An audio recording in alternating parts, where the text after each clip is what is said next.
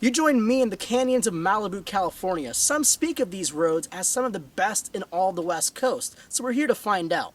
And to experience the best of these roads, you need something like this. You need a full-on sports car, something hardcore, something bare bones. And that's exactly what the Nissan 370Z NISMO is. It's something with a manual transmission, for example. Something with a big V6 producing 350 horsepower. And the most important thing about that vehicle is, it is rear-wheel drive, something we petrol heads love to have. This, as it seems, is one great package. We're on one amazing road, so let's go take a crack at it and have some fun. Now the road in question is Decker Road, a canyon road right off the Pacific Coastal Highway north of Malibu.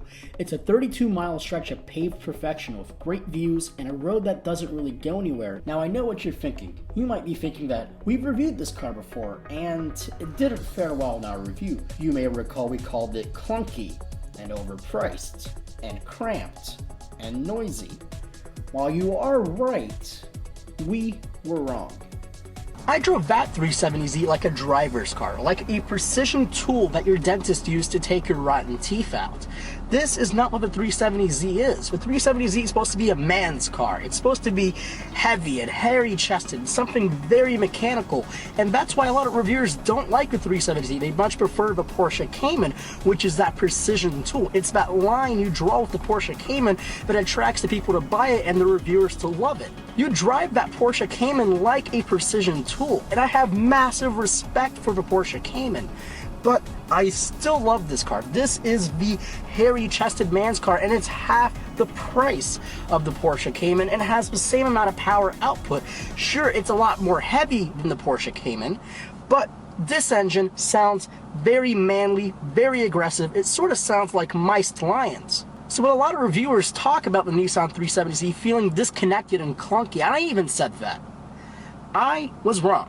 When you drive the Nissan 370Z fast, you have a very precise feel on where your steering input is, where your clutch is. But when you're really hammering onto it and when you're really engaged with no distractions, that's the beauty of the 370Z.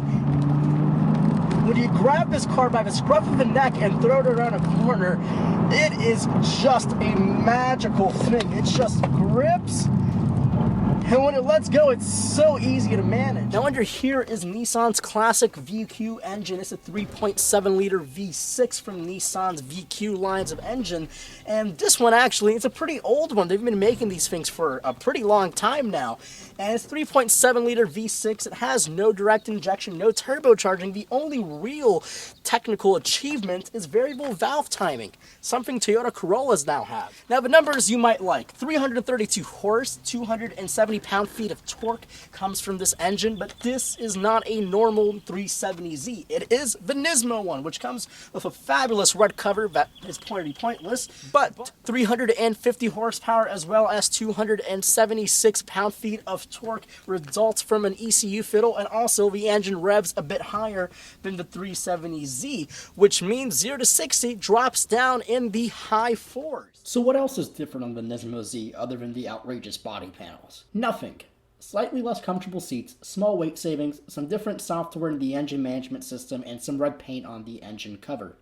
So honestly, do I like the look at me body panels? Not really, but I do like the disturbance this car makes with those loud, fat exhausts and the sort of ridiculous bodywork. It sort of fits the Nissan 370Z. Now I really have to give it to Nissan for still making the 370Z. I mean, it's been with us for over 40 years, 1969 to be in fact. That's when the 240Z came out. The 370Z though is twice the weight, but also twice the power. Very nice power plant, I have to say. It's very nice, but it is still a bit on the heavy side.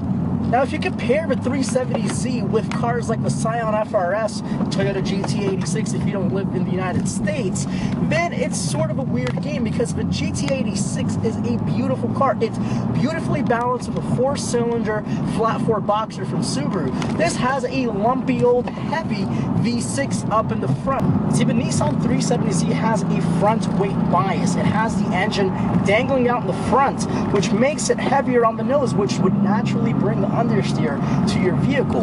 But with the 370Z, when you thrash it, you get amazing oversteer, and it is so precise and so fun. Now, over the years, it's gotten a whole lot heavier, but also at least twice the power as the first 240Z. This has over 330 horsepower, which compared to back in the day, that's twice the horsepower of a 240Z. Now, here comes the difficult part about reviewing a sports car. One of the unfortunate things for sports car is weight. It wants to have as least amount of weight as possible, and it also wants to be as close to the middle as possible.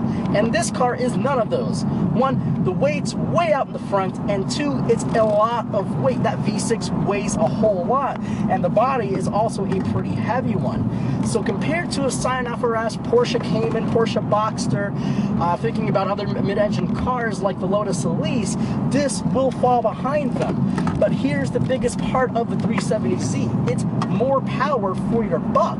In order to be a car critic, you do have to be able to point out some negatives. And there are a bit of them.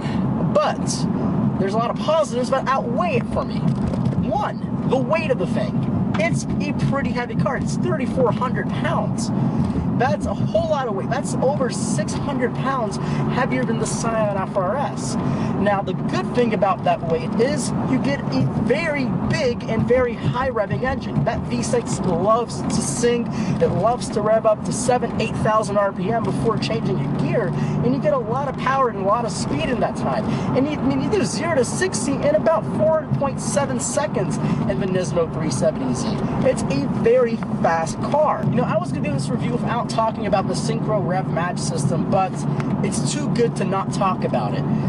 To be honest, it's a very easy system to make, but it's very smart, and Nissan pioneered it. So what it is a little engine blip. So basically, if I downshift, so if I go in third gear and I go down to second, I can drop it down in second and the engine will rev up and match my road speed. Let me give you a demonstration. So right now I'm in third gear. I'm gonna rev down, and you hear that the engine actually revs up and it matches the road speed, so I have a very smooth downshift. It's a very simple idea and it's very clever. And the power, oh, the power. Overall, the 370Z, it's pretty good. I think I was wrong last time. I drove it on pretty crappy roads. I drove it in town and I thought the clutch was too heavy, the engine was too thirsty, and, well, the car is too loud. And I sort of missed the point of having a freaking sports car.